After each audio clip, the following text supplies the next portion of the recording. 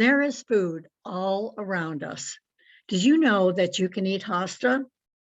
The early spears taste like asparagus and can be sauteed just as you would this delicacy. The leaves can be added to salads or slightly steamed or used in stir fries. The blooms add a delicious flavor to any salad, whether it be pasta or green, and also to omelets. Hi, I'm Mary Bourne, traditional naturopath, and I love sharing natural remedies with people. Natural remedies have been around for hundreds, even thousands of years because they work, and they work on humans and often pets too. Pastas are food for humans, not great for pets. Pastas have a chemical constituent called saponin, and animals kind of react to that. Not so good for their gut. Other foods high in saponins are legumes, oats, asparagus, onions, garlic, spinach, and yams, to name a few. Saponins are phytochemicals, which means they're chemicals found in plants. And they are soap-like. They benefit our health in supporting the immune system by their antioxidant effect. It is also believed that they can modulate cholesterol and support bone health. The body uses cholesterol in producing the bile necessary for digestion.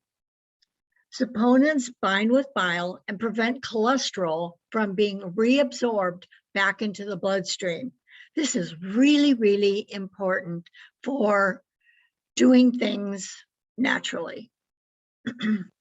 Basically, once it avoids the going back into the bloodstream, it is carried out by the lymphatic system and excreted. Many cholesterol medications operate the same way, but unfortunately, there are tons of side effects to those. Oxidized cholesterol is sticky and can contribute to heart disease. We need cholesterol to make hormones and for healthy brain function. If the cholesterol is lowered too much, then you will have problems with hormones, not being able to make the proper ones or not enough of them, and brain function. Well, who wants that? So saponins act like an emulsifier. So if you want to compare it, think about trying to wash a greasy pot. And if you're washing that pot in cold water without soap, how hard is it to get rid of that grease? Very hard, because the cool water seems to harden that grease and make it worse. And you simply move the grease around and you aren't getting rid of it.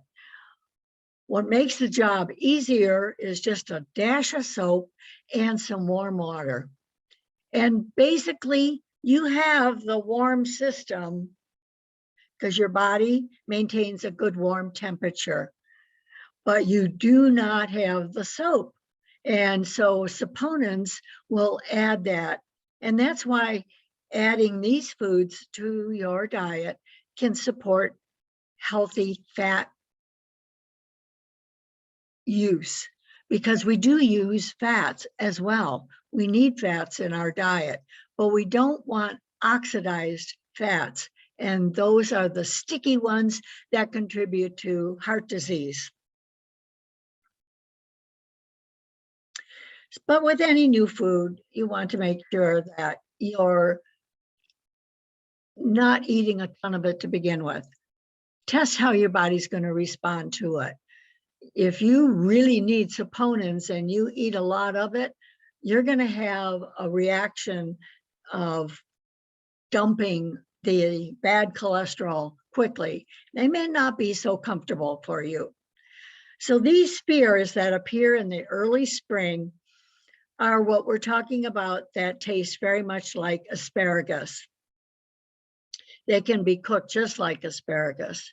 And then the young leaves can be used just as you would any other, like spinach or Swiss chard. And it has a kind of delicate flavor. You can saute it. You can use it in when it's young in salads. And it really is quite delicious. People like to saute it with a little bit of garlic and some butter, and it makes a nice side dish. The older leaves are a bit stringy and tough, so generally speaking, the next avenue of food would be when the flowers form, and those are quite delicious themselves. I recently did a video showing how I harvest and preserve chives.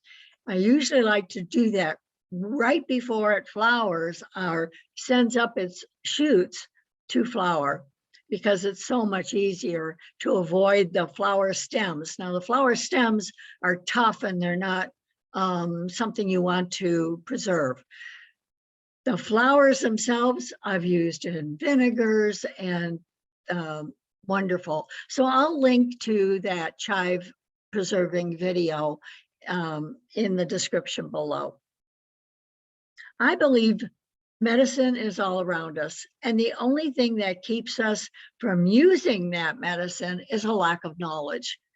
Please share these videos with your friends so that these free medicinal plants can be used and incorporated in our diet for better health.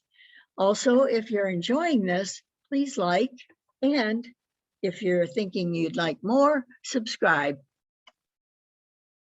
This is one of my beds of hosta, and it's a recent video. This warm weather has made my hosta just really shoot up. So it's almost like I had no time to gather the spears, and they were in this form. Now, still in this form, they can be used like spinach and that. So in a pinch, if you're hungry, know that there are wild edibles that can be eaten, and it would be good for you to get familiar with what are the hidden foods that you can go to, like dandelions and many other foods that people think of as weeds. Most hosta plants need shade to grow, but as you can see, this is in full sunlight. And I believe this variety is called Patriot. And Patriot is either shade or sun. Now, come early August, this bed doesn't look so great. So I add lots of other color to deter from the browning of the leaves. And really, after it blooms, which usually comes late June or early July, I could just shave this whole bed and just concentrate on this inner part. But who has time in the middle of summer? I'm usually busy with the rest of my plants and that. So I hope you're finding some nook or cranny to grow some food. It is a very secure feeling to know that you're in control of your food, and that if you are now depending on going to the grocery store and picking up food like we've done in the last 60 years, then you may have some difficulty in adjusting, because there are shortages. There were some economic decisions that were made that created these shortages. There's also some weather concerns that have contributed to our usual food supply. And so finding little nooks and crannies, if you watch some of my videos, then perhaps you'll get some ideas of what you can do to take control of your health through the food that you eat. And I have basically 3 formats on my YouTube channel. One is Gardening with Granny, and in that I show some easy tips to do some food security, some enjoyment of gardens, and in learning to share your garden with other people, not only visually, but to be able to produce food that you can share with others less fortunate. If you live in an apartment, I've given you ideas on how to deal with that. Both my granddaughters live in an apartment, and they grow plants and food, and they one has a little bit of a balcony, another one doesn't have even that. But if you have a grow light, you can do that. You can at least grow salad. And you can do a variety of other things too mentioned in these videos. The second format is this format, where I talk about a specific herb or food and how it can help you medicinally as well as nutritionally. The third format is basically an hour-long format where I discuss body systems, what your body needs to maintain health. And in the since 2022, I have begun a series on, do you need supplements? Do you need to add to your food because of mineral or vitamin deficiencies? So I hope you look at food maybe a little more widely, like, for example, adding these lovely hosta blooms. This is exactly what my hosta plant develops, this beautiful lavender purple. It is sweet and lovely to add to salads.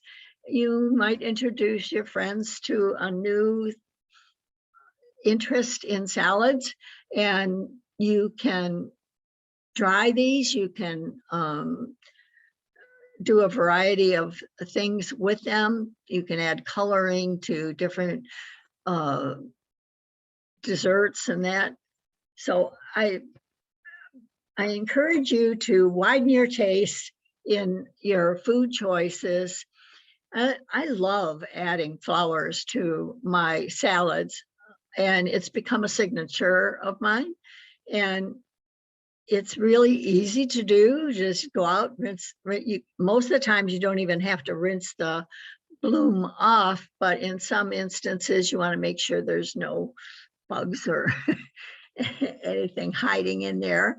But looking at them closely often provides that.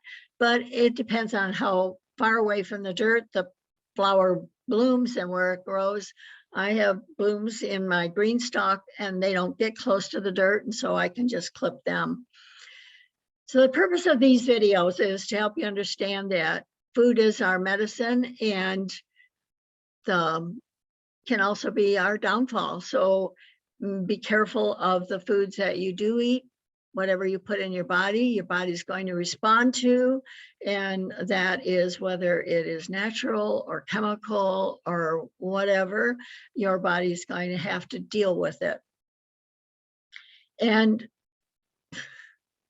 natural medicines work in imbalances. They correct imbalances, and they don't push the body to perform in certain ways where medicine, drugs often do. And it is much more gentle to use a format where the body can decide what it needs and what it doesn't need.